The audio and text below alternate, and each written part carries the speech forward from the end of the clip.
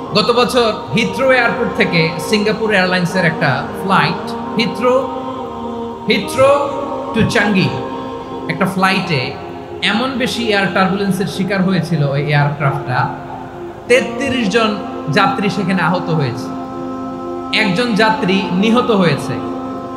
Cabin cruise air hostess যারা আছে একজনের নাক ফেটে, চোখ ফেটে, কপাল ফেটে ব্লিডিং হয়ে শয়লা।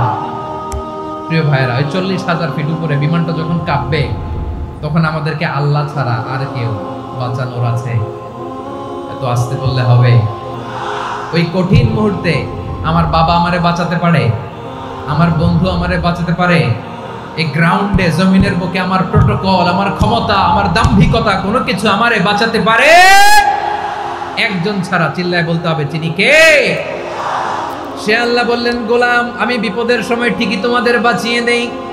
ওই বিমানের ভেতরে ৪০,০০০ ফিট উপরে যখন তোমরা এয়ার টার্বুলেন্সের শিকার হও তখন নাস্তিকও আল্লাহরে ডাকে, হিন্দু আল্লাহরে ডাকে। জোরে বলেন ঠিক কিনা?